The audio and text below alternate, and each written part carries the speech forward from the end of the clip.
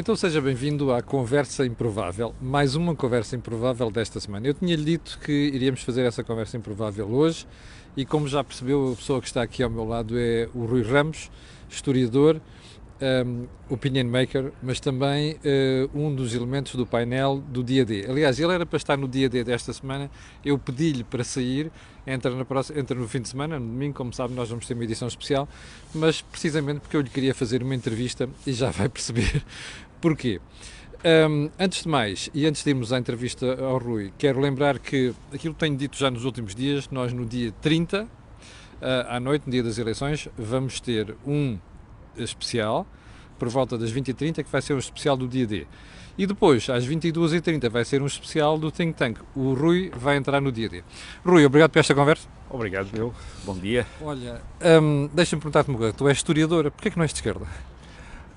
Nem todos os historiadores têm de ser de esquerda. Aliás, há grandes historiadores que são ou foram de persuasão conservadora, quer em Portugal, quer na Europa, desde o Alexandre Herculano, que era um liberal conservador. É verdade.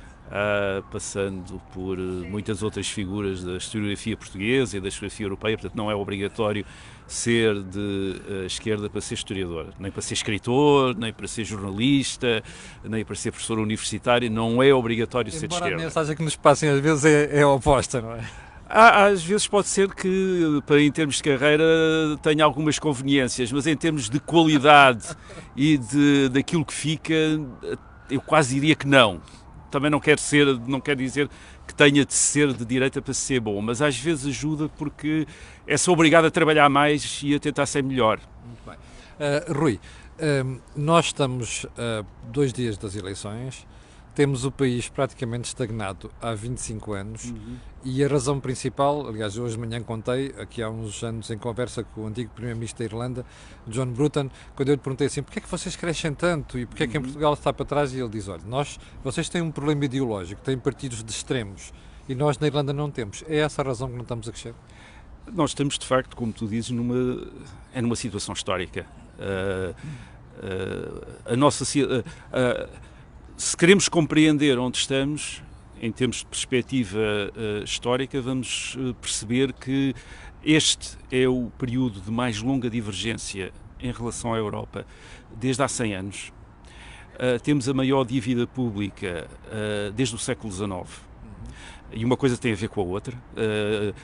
A economia não cresce, mas as expectativas mantêm-se. E como é que se faz corresponder uma coisa à outra, isto é, como é que se faz corresponder as expectativas altas uma economia estagnada? Através da dívida e através das condições de endividamento que foram criadas pela adesão ao euro. Portanto, nós estamos nesta situação histórica. E agora é tentar compreender isto. E neste momento nós temos 2 explicações para isso. Quer dizer, uma é aquela que vimos induzida avançada pelo Partido Socialista e pela esquerda, que é ninguém tem culpa disto. É porque não tínhamos as qualificações necessárias durante muito tempo, é porque somos, agora descobriram a posição geográfica até, é porque somos periféricos em relação à Alemanha, se estivéssemos mais perto da Alemanha... Como se a Irlanda não fosse. Sim, e como se nós não estivéssemos perto de uma economia grande como a espanhola, que cresceu sempre mais do que a economia portuguesa nos últimos 20 anos. Portanto, mas começam-nos a dar essas explicações, portanto, nós podemos aceitar essas explicações e então conformamos-nos, não podemos fazer nada, ou então tivemos, como te disse o ministro irlandês, se calhar vocês têm um problema de políticas, daquilo que nós hoje chamamos de políticas públicas, de governação. E se temos um problema de políticas públicas de governação, a questão que se deve colocar é: não devíamos mudar essas políticas públicas e essa governação? E porquê é que achas que há tanta dificuldade para nós criarmos um corpo de princípios comuns entre a esquerda e a direita para pôr o país a crescer? Bem, por um lado nós temos uma história recente que permitiu, por exemplo, à extrema-esquerda e ao Partido Comunista terem uma influência na sociedade portuguesa que não é equivalente à que forças iguais têm noutras sociedades. Isto é, a nossa democracia começou com uma revolução socialista em 1974, 75, 76. Portanto, temos esse peso de gerações que foram socializadas à esquerda e até à extrema esquerda e continuam a ter um papel importante na vida pública. Portanto, isso arrasta um bocadinho o país para a opinião média nessa direção. E depois temos um partido que, saindo dessa revolução, o Partido Socialista, se imaginou como partido de charneira, como partido central, como uma forma de manter o poder e que está interessado em manter a extrema-esquerda e o Partido Comunista como um peso para a direita, que é para aparecer no meio. Aliás, foi o que o primeiro-ministro António Costa fez nestas eleições. Tentou-se manter ali no meio, acusou a Catarina Martins de querer nacionalizar tudo com uma conta abissal e depois acusou Rui Rio de querer privatizar tudo e, portanto, a virtude estava ali no meio. Aquilo que nós estamos a descobrir em Portugal é que a virtude não está no meio, não nesse meio. Então... Eu acho que, quer dizer, nós aqui não precisamos descobrir a roda, não precisamos descobrir a pólvora também. Há anos que todos aqueles organismos internacionais que são referência para a discussão de políticas públicas nos vários países, isto é a OCDE, a Comissão Europeia, Fundo Monetário Internacional, nos recomendam determinadas coisas. Aquilo que nós chamamos, pelo menos desde 1978, desde o governo de Mota Pinto, de 1978, 78-79, reformas estruturais. Portanto, o pacote está lá. E, aliás, se nós formos para trás, a ideia de como é que se deve desenvolver o país é muito clara. Através de mercados internacionais, abrindo... liberdade económica. Liberalização. É liberalizar, é abrir o país, torná-lo mais competitivo, mais concorrencial. Portanto, em termos de economia, nós sabemos isso. E também sabemos que uma economia mais aberta é fundamental para ter também uma sociedade mais aberta e uma democracia funcional e melhores instituições. Isto não é só uma questão económica, porque uma das coisas que nós temos visto nos últimos anos é que a degradação económica leva também a uma degradação institucional. Nós também, em termos internacionais, temos mais pontuações de democracia, transparência, de corrupção, etc, etc. Portanto, nós sabemos isso. Aquilo que precisamos, de facto, é de formar em Portugal uma maioria reformista. E isso não... E agora vem a outra objeção, que é: mas as pessoas não querem mudar. Mas as pessoas... Então temos de ir atrás das pessoas. Ora bem, a política é precisamente uma forma de ir à frente das pessoas. É liderança. É liderança, é persuadir, é explicar, é dar até confiança. O pior para as pessoas é quando se lhes escondem as coisas. É quando se trata este programa de reformas como se fosse uma coisa horrível, uma coisa má. Rui, tu há bocadinho traçavas o percurso da extrema-esquerda e da esquerda desde o 25 de Abril até agora. E uma das coisas que dizias era que no passado recente o Partido Socialista trouxe a extrema-esquerda para a área do poder. Ora, como é que tu explicas uma inversão tão grande? Porque o Dr. Mário Soares foi o primeiro a demarcar e criar aquela linha vermelha entre a extrema-esquerda e entre as forças democráticas. Porquê é que António Costa rompe com aquilo que é o passado de Mário Soares?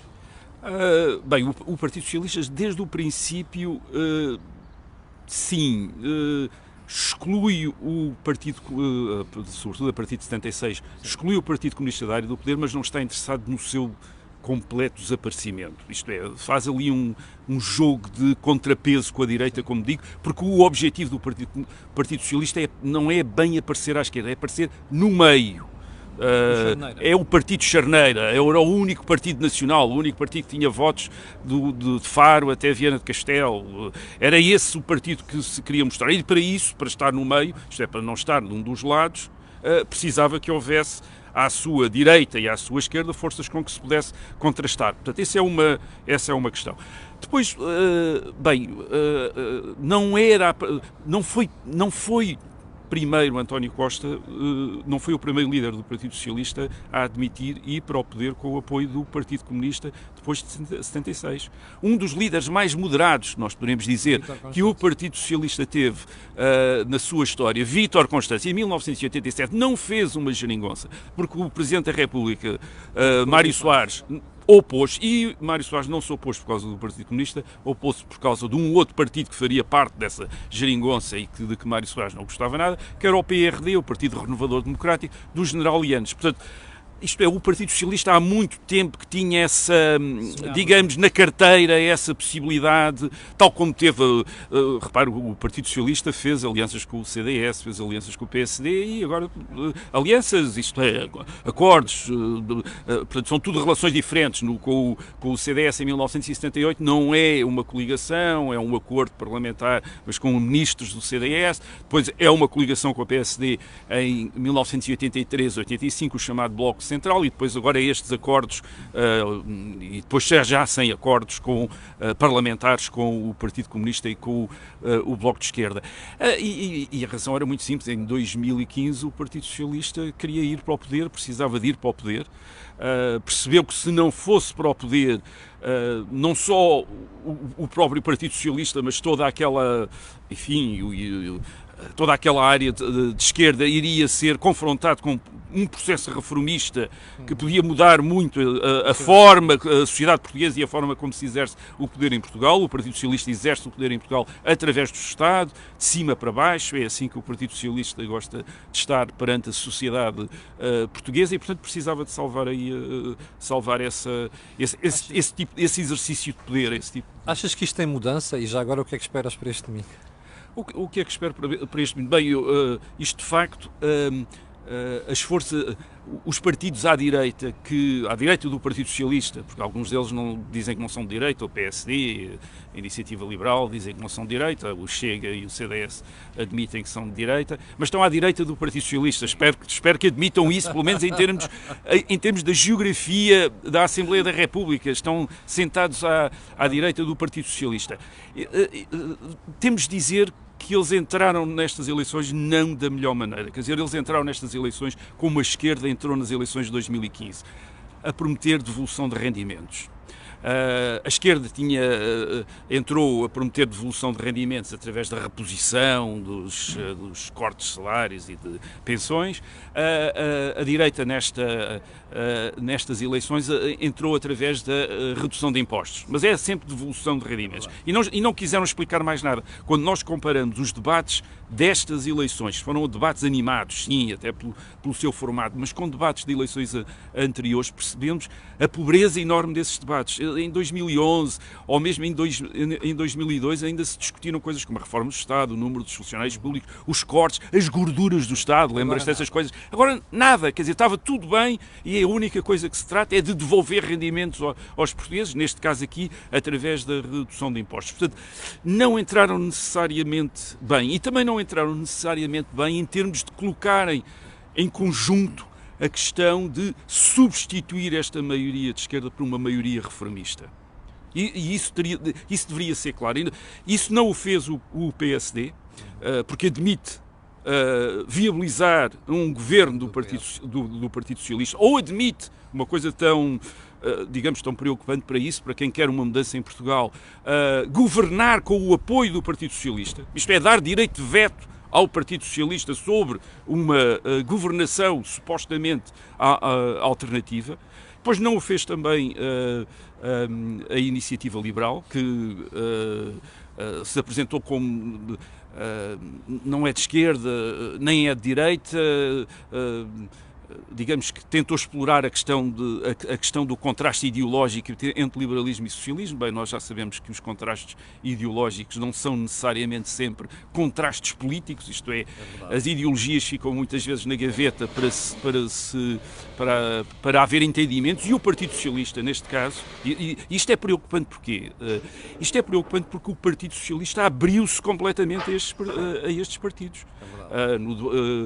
António Costa disse que também era liberal, ou seria liberal se estivesse noutro país.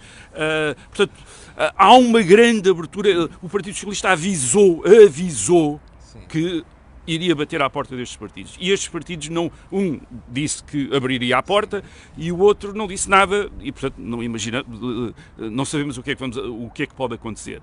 E depois, claro, o CDS disse que nunca viabilizaria um governo do Partido Socialista, que nunca contassem com isso para ele, e o Chega, obviamente, foi António Costa que já o dispensou, embora, como disse Rui Rio e com razão, não o tivesse dispensado de derrubar um futuro governo da direita. Com Para derrubar um governo da direita, António Costa conta com os votos do Chega. Só não conta, ou não quer é que a direita conte com os votos do Chega para governar. Portanto, digamos que os partidos de direita, no seu conjunto, não entraram aqui como podiam ter entrado, com a proposta de uma alternativa à governação do. Mas achas que o país vai mudar a partir de domingo? Eu acho que o país já mudou e por isso é que nós vamos ter eleições. Quer dizer, a ilusão de que está tudo na mesma. Não, Porquê é que António Costa, Catarina Martins e Jerónimo de Sousa se desentenderam? De repente resolveram fazer partidinhas uns aos outros? Não, perceberam, como todos nós percebemos, aqueles, enfim, quem não anda demasiado distraído ou quando não está ocupado com outras coisas, que há muita coisa. Que há coisas no mundo a mudar. Uma delas que é fundamental para um país com a economia estagnada, uma grande dívida e onde os juros. Aliás, os juros baixos dos últimos anos são a principal razão destes feitos orçamentais. Das folgas. Portanto, quando de repente aquela criação de dinheiro em que os bancos centrais se entregaram nos últimos anos, deram finalmente aquilo que em todos os manuais de economia diz que aquilo dá, que é a inflação. Há um momento em que aquilo vai dar inflação. Eles agora dizem, a disrupção das cadeias. O cenário mudou. O cenário mudou, portanto, a partir deste momento não vai ser possível governar como se governou nos últimos anos. E foi isso basicamente que desfez isto. E, portanto, o país já mudou. Agora resta saber se nós, eleitores, vamos mudar também o país para poder enfrentar a mudança do mundo. Tu és um tipo popular, olha, tens mais de 1100 pessoas a ver isto em direto. Simpáticos. Rui, olha, muito obrigado. Ver-nos-emos no dia à noite, no dia das eleições à noite, para comentarmos eleições. No dia 30 lá estaremos. Exatamente. Então para comentar o que é que os eleitores decidiram fazer. Muito bem, olha, quero agradecer a sua participação, muita gente a ver também comentários e dizer-lhe que nós esperamos por si no domingo a partir das 20h30. Muito obrigado, quanto a nós voltaremos a ver-nos no programa da manhã na segunda-feira às 8. Não esqueça, daqui a bocadinho vamos ter o webinar sobre inventários. Muito obrigado, tenha um grande fim de semana e vote bem.